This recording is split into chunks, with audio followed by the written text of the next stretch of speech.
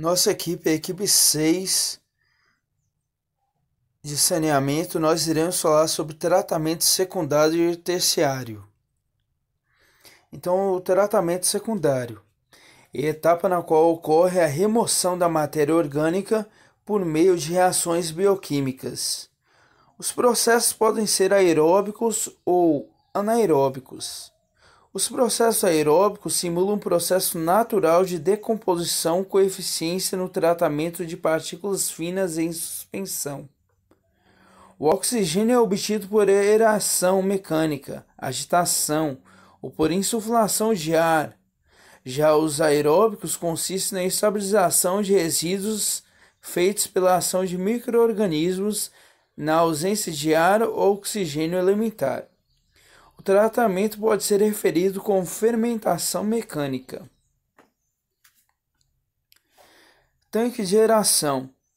Tanque no qual a remoção da matéria orgânica é efetuada por reações bioquímicas, realizadas por micro-organismos aeróbicos, bactérias, protozoários, fungos, entre outros. A base de todo o processo biológico é o contato efetivo entre esses organismos e o material orgânico contido nos efluentes, de tal forma que essa possa ser utilizada como alimentos pelos micro-organismos.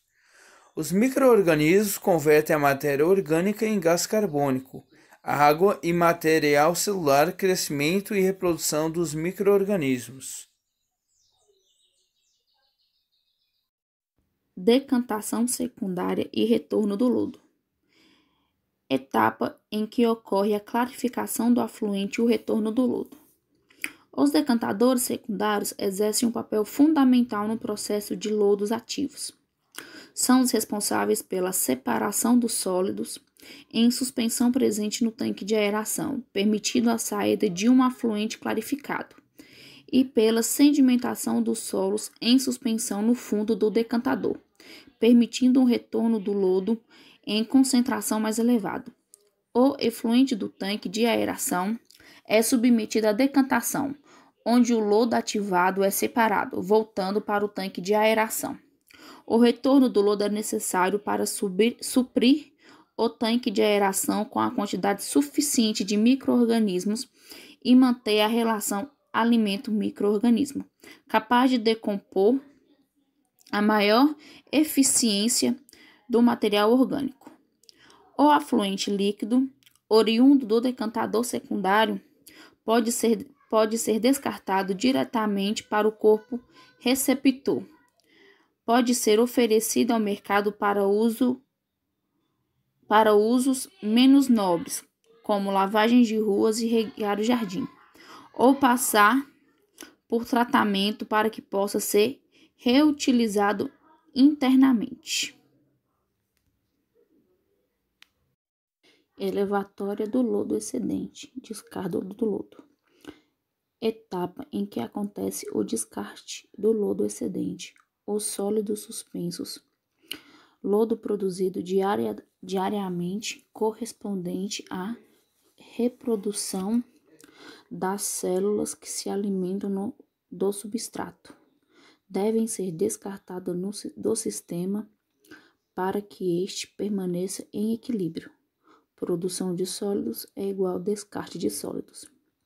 O lodo excedente extraído do sistema é dirigido para a secção de tratamento do lodo. Tratamento biológico aeróbio. Bom, o tratamento biológico aeróbio ele utiliza as bactérias que necessitam de oxigênio para a respiração. Os micro-organismos, no caso as bactérias, a partir do momento que elas recebem o oxigênio, elas assimilam a matéria orgânica como alimento e fonte de energia e acabam consumindo a matéria orgânica toda. No processo, o efluente ele precisa ser submetido a algumas regras, né? Ele tem que estar numa temperatura específica, tá com pH e o oxigênio dissolvido controlado, e tem que obedecer a relação da massa orgânica com o número de bactérias presentes, que é essa demanda biológica de oxigênio aqui. Basicamente é isso. As vantagens desse sistema. O maior rendimento, pois elas conseguem consumir praticamente toda a matéria orgânica presente no efluente. Elas não têm risco de emissão na verdade, riscos reduzidos, né, de emissão de odor. E ela beneficia as comunidades e indústrias do ramo alimentício e de bebidas. A desvantagem é que ela precisa de uma área muito extensa para poder ser implementada, ou seja, tem que ter uma lagoa muito grande, um tanque muito grande, etc. O tratamento biológico anaeróbio. Ao contrário do aeróbio, esse tratamento utiliza as bactérias que não necessitam de oxigênio. Devido a isso, os tanques e os reservatórios de efluentes podem ser menores. Ele apresenta mais risco de emissão de odor, porque as bactérias, ao consumirem a matéria orgânica, elas liberam gás metano e gás carbônico, que acaba gerando odor. E devido a isso também é necessário implementar um sistema de queimadores de gases, porque esses gases são os maiores poluentes da atmosfera. As vantagens: a mecanização reduzida e baixo consumo energético, não gasta muita energia, não precisa injetar o oxigênio no sistema, né? Assim como no tratamento aeróbio. Ele trata efluentes com altas considerações de substâncias orgânicas, ou seja, aquele efluente que tem muito mais matéria orgânica do que água. Ele está mais denso, está mais grosso e tal, e aí esse tratamento anaeróbio é mais indicado. As desvantagens é que ele precisa de uma temperatura alta, de entre 30 e 35 graus, para poder funcionar bem. E a taxa de crescimento das bactérias produtoras de metanos é um pouco lenta, ou seja, vai demorar mais tempo para o processo começar, consequentemente mais tempo para acontecer o tratamento do efluente. Lodo ativado. Depois de passar pelo tanque de aeração, o efluente ele é levado a um decantador para separar o efluente tratado do lodo. O lodo é recirculado ao tanque de aeração, ou seja, ele volta de novo para o tanque de aeração. Isso aí é o que é chamado de lodo ativado. Aí eles são conduzidos em duas modalidades, a aeração convencional e a aeração prolongada. A aeração convencional. Parte da matéria orgânica é retirada antes do tanque de aeração, através do decantador primário. Assim, há no sistema de aeração convencional o sistema de tratamento primário. Esse sistema necessita de uma etapa para a estabilização do lodo, que ocorre nos bijos extrusos. Além disso, o sistema é projetado para receber uma elevada carga de DBO. DBO é a demanda biológica de oxigênio, ou seja, o oxigênio que as bactérias vão precisar para poder fazer o processo de consumir a matéria orgânica. Há algumas características. A idade do lodo tem que ser de 4 a 10 dias. Tempo de detenção hidráulico 6 a 8 horas. E a relação FM de 0,25 a 0,50. O outro modo de aeração é a aeração prolongada, que ocorre caso a biomassa permaneça por mais tempo no sistema, entre 18 a 30 dias, recebendo a mesma a carga de DBO, que eu falei anteriormente, que o sistema convencional, e aí haverá menor disponibilidade de alimento para as bactérias. Portanto, há menos matéria orgânica por unidade de volume no tanque de aeração e por unidade de massa do bioreator. Em decorrência, as bactérias, para sobreviver, passam a utilizar a matéria orgânica biodegradável componente de suas células, ou seja, as bactérias elas começam a consumir a si mesmas. E aí, todo esse processo requer um tempo maior de permanência dos micro-organismos no tanque de aeração, ou seja, as bactérias elas consomem toda a matéria orgânica e depois de um tempo, como a quantidade de matéria orgânica diminui, elas começam a consumir a si própria, ou seja, uma hora vai acabar o número de bactérias também, como é mostrado nesse gráfico aqui, ó. aí ela consome a matéria orgânica, e aí tem uma fase estacionária, que é quando está mais ou menos empatado ali o número de bactérias com o que elas precisam consumir. E depois, quando acaba o alimento, que no caso é a matéria orgânica, elas começam a se consumir e aí a curva desce. E aí é chamado de fase de morte logarítmica, que elas desaparecem do sistema. Nesse tipo de sistema não há presença de decantador primário, pois, como não há necessidade de se estabilizar o lodo biológico, não há necessidade de estabilização adicional do lodo, nem por processos anaeróbios ou aeróbios. A estabilização da matéria orgânica é feita no próprio reator, não havendo a necessidade de um biodigestor. A idade do lodo tem que ser maior um pouquinho, de 18 a 30 dias. Ela dura mais também, 16 a 24 horas. E essa relação aqui, AM, é de 0,07 a 0,15. Filtração biológica aeróbica. Os biofiltros aeróbicos mais utilizados no tratamento de água são o lodo ativado, os filtros com plantas aquáticas, os filtros de leito fluidizado e os filtros de biofilme fixo. Os filtros aeróbicos de leito fixo e de contato descendente é um sistema simples e de baixo custo, onde o efluente é distribuído por um chuveiro rotativo. O nosso efluente seria a água de esgoto. Então ele é distribuído por um chuveiro rotativo sobre uma camada de mídia suporte porosa, movendo-se lentamente por gravidade por entre os poros, em cuja superfície desenvolveu um limo ou biota complexa, também chamada de biofilme. Este biofilme contém bactérias, fungos, protozoários.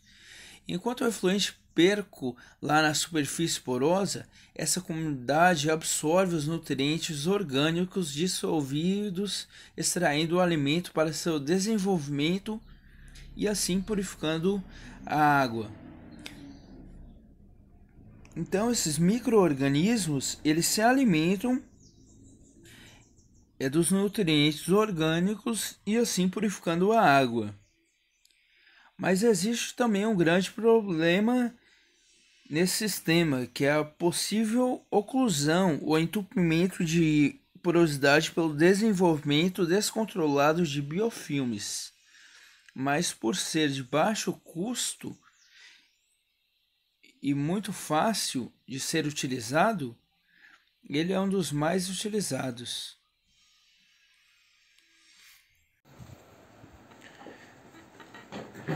Adensamento do lodo.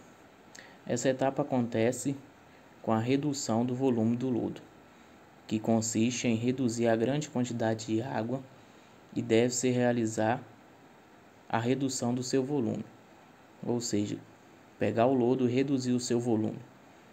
A etapa do adensamento é o processo que consiste em aumentar o teor de sólidos do lodo e reduzir o seu volume, para facilitar subsequentemente a digestão, a desidratação e secagem, porque fazendo a redução desse volume, consegue se beneficiar nas próximas etapas. Os métodos mais comuns do adensamento é feito por gravidade e por flotação, onde o adensamento por gravidade tem um princípio de sedimentação por zona, e o sistema é similar aos decantadores convencionais. O lodo é adensado e retirado do fundo do tanque. O adensamento por flotação consiste em introduzir o ar, como se fosse uma câmara de alta pressão, que isso vai gerar bolhas, fazendo com que o ar dissolvido vire uma solução despressurizada, que se dirige para cima. Consegue arrastar os flocos do lodo, que são removidos na superfície. Algumas imagens aí de adensadores do lodo por gravidade e a outra imagem, adensador por flotação.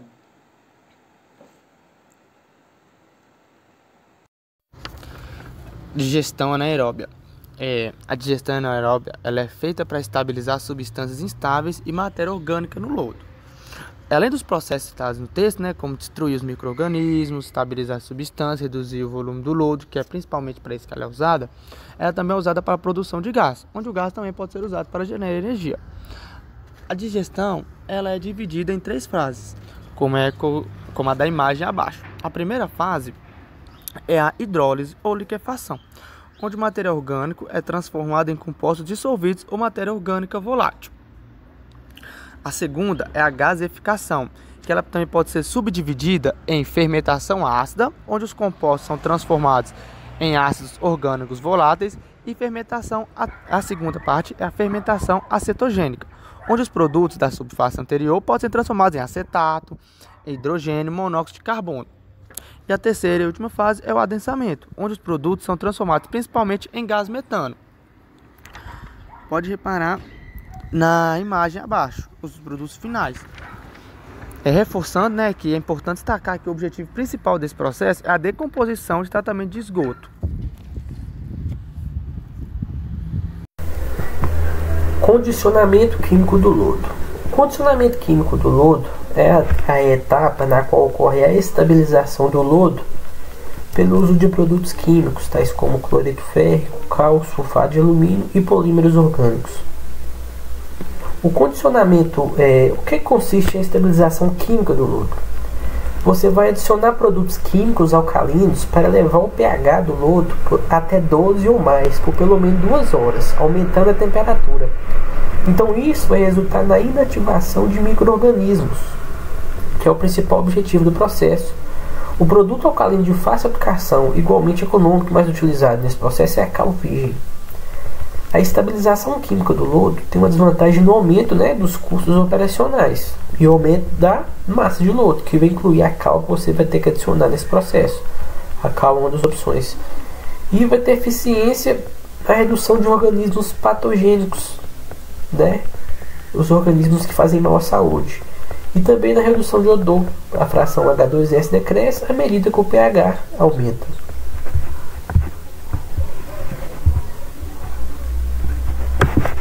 Ação de lodo. Benefícios do bag desidratador de lodo. O bag desidratador de lodo é uma forma economicamente viável e ambientalmente correta de fazer a secagem de lodo e sedimentos retirados de corpos d'água, em especial de tanques industriais, estações de tratamento de esgoto e estações de tratamento de água. Como resultado da própria atividade industrial, a ampliação do bag desidratador de lodo, também conhecido como bolsas de deságue, sacos geotêxteis ou tubos geotêxtil, apresenta um ótimo resultado para desidratar o material que será enviado para a destinação correta. Antes de colocar o bag desidratador de lodo, a soludraga faz adição do polímero para a floculação do lodo. Este químico é fundamental para o resultado do trabalho ser eficiente, pois o polímero é responsável pela coagulação do lodo.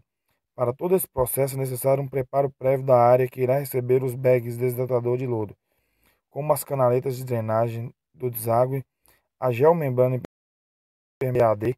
PAD é um tubo polietileno de alta densidade, a manta geotêxtil e, por fim, a brita que ficará abaixo do bag desidratador de lodo.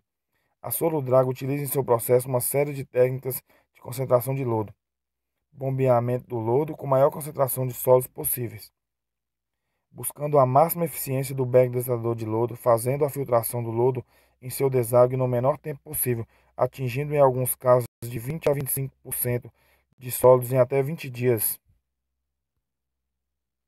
Tratamento terciário. O tratamento terciário pode ser empregado com a finalidade de conseguir remoções adicionais de poluentes em águas residuais antes de sua descarga no corpo receptor ou para recirculação em sistema fechado. Essa operação também é chamada de polímero. A remoção de poluentes presentes em efluentes líquidos industriais pode ser feita por meio de diversos processos. E atualmente alguns dos processos mais utilizados na indústria para o tratamento desses efluentes são a precipitação química, o uso de resinas trocadoras de íons, a ozonização, a osmose reversa, a ultrafiltração e a eletrodiálise e a adsorção. A precipitação química é o processo mais usado para o processo de efluentes que contém metais pesados. A resina trocadoras de íons são polímeros com o formato de pequenas esferas porosas contendo uma variedade de grupos funcionais na sua superfície com capacidade de quelação ou de troca iônica. A ozonização o ozônio é considerado um reagente promissor, pois apresenta um alto poder oxidante. A osmose inversa é um processo no qual a água é separada a partir de uma solução aquosa contendo os sais por filtração. A ultrafiltração é um sistema que utiliza membranas poderosas para a remoção de material coloidal presente no efluente líquido e de moléculas de grande peso molecular dissolvidas.